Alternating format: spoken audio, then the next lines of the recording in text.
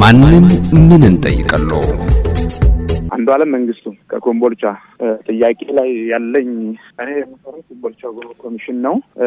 መስሪያ ቤቱ ላይ ባለኝ ስራ መደብ ላይ ወደ አዲስ አበባ የካቲት 12 ዋናው መስሪያ ቤት ጉምሩክ ኮሚሽን አዲስ አበባ ያለው ከየካቲት 12 ሆስፒታል ላይ ውል ወስደው የሕክምና ውል ነበራቸው ሁለቱ መስሪያ ቤቶችና ሰራተኞች የሕክምና ያስፈልጋቸዋል ተብለው የተለዩ ሰራተኞች ተለይተናል። እነዛ ሰራተኞች ሁለት ነን ከኮምቦልቻ ጉምሩክ። አንደኛው እኔ ነኝ አንዱዓለም መንግስቱ፣ ሁለተኛዋ ነፊሳ ትባላለች። ባሏ ስነ ምግባር መኮንን ነው፣ ኮምቦልቻ ጉምሩክ ይሰራል። ሁለታችን አብረን የካቲት 12 ሄድን ለሕክምና ከተደረገልን በኋላ ያቀረብከው ሰነድ ሐሰተኛ ነው ተብዬ ከስራና ከደሞዝ 3 አመት ሙሉ ተሰናበትኩኝ። ሐሰተኛ ሰነድ አቅርበሃል ተብዬ ማለት ነው። ይሄንንም እኔ ሐሰተኛ ሰነድ አላዘጋጀሁም፣ አላቀረብኩም።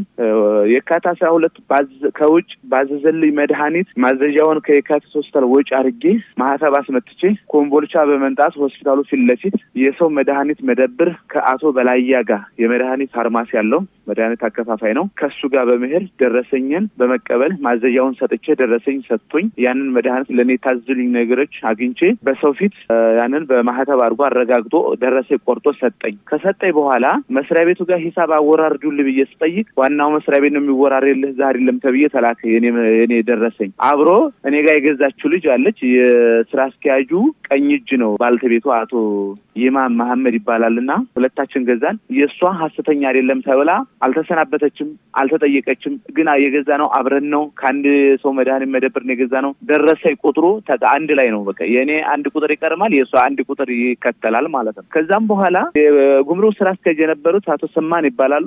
ረጅም ሰዓት ላይ እኔን በቃ ያሳስሩኛል፣ ያላግባብ ማለት ነው ያንገላቱኛል። ከስራ ተሰናበትኩኝ። ዋናው መስሪያ ቤት ቅሬታ ረጅም ሰዓት ቆየብኝ። ከቆየ በኋላ ጊዜው ፈታውና ወደ ፍርድ ቤት ገባን። ፍርድ ቤት ገብተን ስንከራከር ቆይተን ወደ ስራ ተመለስኩኝ። ከ3 አመት በኋላ ወደ ስራ ተመለስኩኝ። ኮምቦልቻ ጉምሩክ ተመደብኩኝ። ኮምቦልቻ ጉምሩክ ተመድቤ የ3 አመት ወደ ኋላ አፈጻጸም የህግ ትርጉም ስለሚያስፈልገው ወደ ስራ ተመልሼ ወደ ኋላ ያለኝን የ3 አመት ደሞዝ መብላት ስላልቻልኩኝ የ3 አመት ደሞዝ ባፈጻጸሙ ልክ እየጠየቁ ስለነበረ የፍርድ ቤት የቀን ውሎ የዋልኩባቸው ቀኖች ተቀባይነት የለውም ብለው ድጋሜ ከሰሱኝ። ድጋሜ ለማሰናበት ለምን ግብ ገባህ ለምን አየንህ ተብዬ በእኔ መዝገብ 4-5 ነው እየተመላለሱ አበል ተሰጥቷቸው መኪና ተመድቦላቸው በእኔ መዝገብ ይሄ ሁሉ ሰው እየሄደ እኔ ደግሞ ያመት የህግ አሁን ለምሳሌ የአስቸኳይ እንትኖች አሉ በልዩ ኬዝ ረፍት የሚሰጣቸው የፍርድ ቤት የሕክምና የፖሊስ የወታደር ማለት በልዩ ኬዝ የሚታዩ ናቸው። እኔ የኢፌዴሪ የጠቅላይ ፍርድ ቤት ደብዳቤ እያለኝ በዛ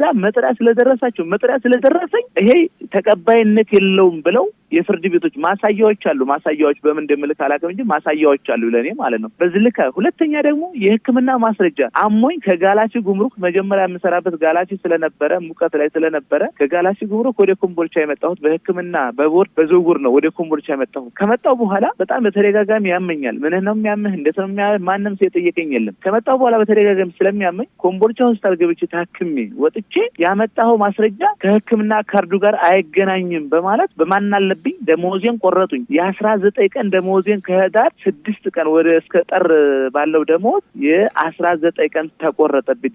ያለ አግባብ ቅሬታ ባቀርብ ቅሬታ አንድ ጊዜ ላቋርጠው አንዱዓለም። የስራ መደቦ ምን ነበር? የስራ መደቤ በፊት ፎቶ ዲግሪ ያለኝ ፎቶኮፒ ላይ ነበር የምሰራው ማለት ነው። ከዛ ላይ ዝቅ አድርገው አሁን አትክልተኛ መደቦ አንድ አስተዳደራዊ ጉዳዮች ተብሎ በአስተዳደር ይጠይቃሉ። በዛ ነው ሊፈታ የሚችለው። የካቲት 12 ሆስፒታል እርሶም የሌላም የተቋሙ ሰራተኛ ታክማቸዋል። እውነት ነው። ያቀረቡት የመድኃኒት የዋጋ ልዩነት ነበረው። የመድኃኒትም ብዛት አለው፣ የዋጋ ልዩነትም አለው። አንድ አይነት መድኃኒት ነው እንደገዛችሁት? የኔ 4 መድኃኒት ነው። ስንት ብር ነው የእርሶ? 4000 ብር። የእሳቸውስ? 2 መድኃኒት። ግን ምን አሉ እርሶ? ቅድም አንድ አይነት ነው ተከታታይ ነው ምናምን ብለዋል። ደረሰ ቁጥሩን ነው ያልኩት እንጂ ዋጋ ልዩነቱ ላይ አይደለም። አዎ ሐሰተኛ ሰነድ አመጡ ተብለው ነው አይደለ? በሐሰተኛ ሰነድ ስላመጡ ብቻ ነው ከስራ የተቀነሱት? አዎ በዚህ ብቻ ነው። ሌላ ደብዳቤውም አለ፣ ማሳያዎች አሉኝ። ያው በዚህ ልክ ነው። ፍርድ ቤት ወደ ስራ ገበታው ይመለሱ ካለ በኋላ የኮምቦልቻ ጉምሩክ ኮሚሽን ቅርንጫፍ መስሪያ ቤት እርሶን ለማስገባት ፈቃደኛ ሆኗል አልሆነም? መስሪያ ቤቱ በዚህ ላይ ጥሩ ጥያቄ ነው። ለማስገባት ፍቃደኛ አልሆንም። ያው የፍርድ ቤት ደብዳቤ ወደ ስራ ቀጥተኛ ይመልሱልኝ። ወደ ስራ ስመለስ ከመመለስ በፊትም አጋጣሚ በመስሪያ ቤት እንዲገቡ ፈቅዷል አልፈቀደም? መስሪያ ቤት ፈቅዷል፣ ገብቻለሁ።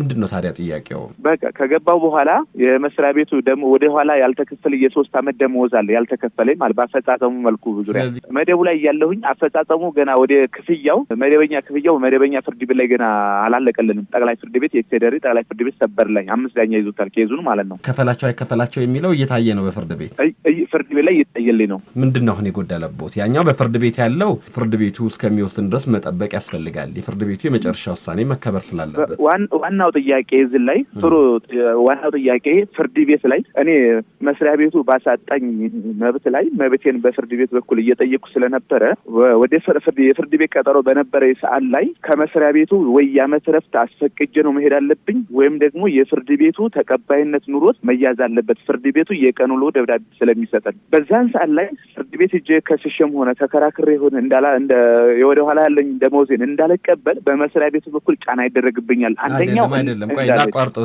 ለዚህ ጥያቄው ምላሽ ለማግኘት ጉዳዩ በፍርድ ቤት ተይዟል አይደል? የደሞዝ ጉዳይ ነው የተያዘው እኮ የደሞዝ ጉዳይ ብቻ ነው በፍርድ ቤት የተያዘልን። እኛ አሁን የጠየቅኩት ከመስሪያ ቤቱ ወደ አዲስ አበባ ሲሄድ የዓመት ረፍት መሰጠት አለበት ነው ወይም ደግሞ በአስተዳደር ይሄንን ጠይቄያለሁ። ምን የሚል ምላሽ ተሰጠውት? የፍርድ ቤቱ ተቀባይነት የለውም ተባልኩኝ። በቃ ደብዳቤም ይዣለሁ። ፍርድ ቤቱ ይሄንን ይከፈሉት ብሎ ወስኗል። ይሄንን የቀን ውሎ ነው የቀን ውሎ ይከፈል ብሎ ወስኗል።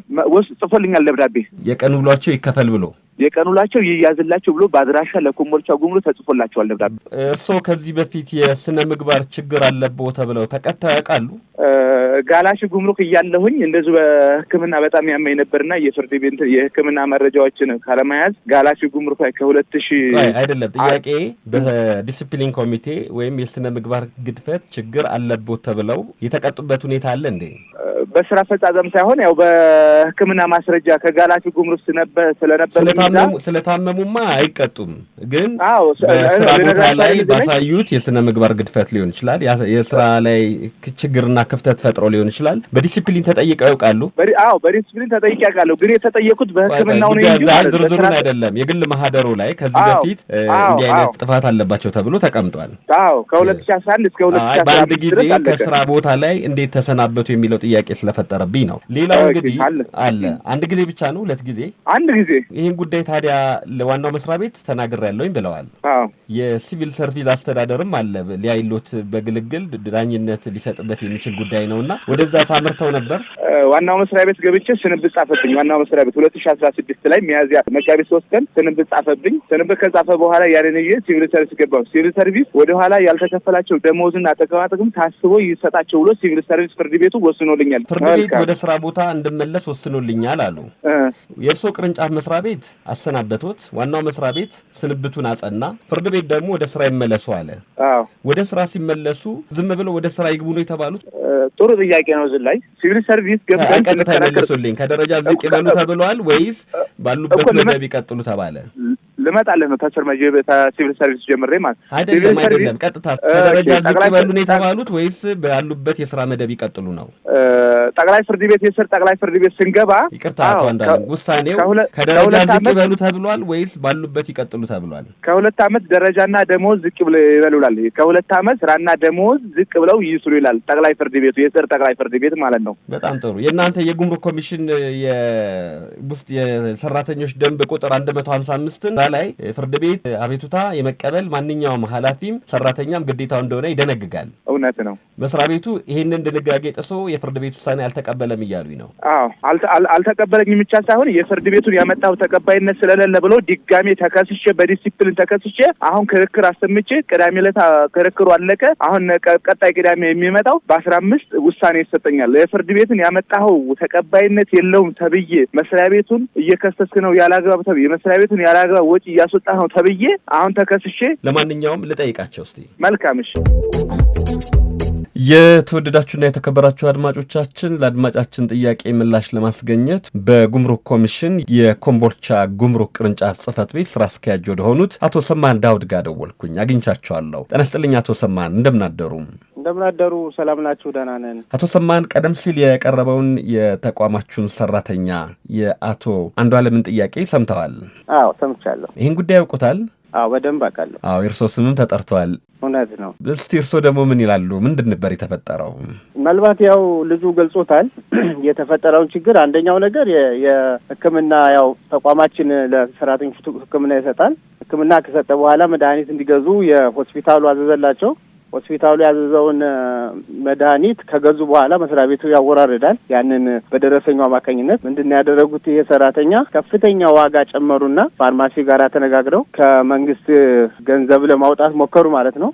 ያንን አጣራን። በዛ ባጣራነው መረጃ መሰረት ፋርማሲውም ባለቤት መጥተው ራሳቸው መሰከሩ። በሱ መሰረት የስነ ምግባር ክስ ከዚህ በፊትም ተከሰው ተቀጥተው ነበረ። የስነ ምግባር ክስ ተከሰሱ። ከዛ በደረጃውን ጠብቆ ውሳኔ ተሰጠ። የመጀመሪያ ሌላ ጥፋት ስለነበረባቸው በዛ ሁለተኛ ጥፋት ነው። በዛ ከመስሪያ ቤቱ ተሰናበቱ ማለት ነው።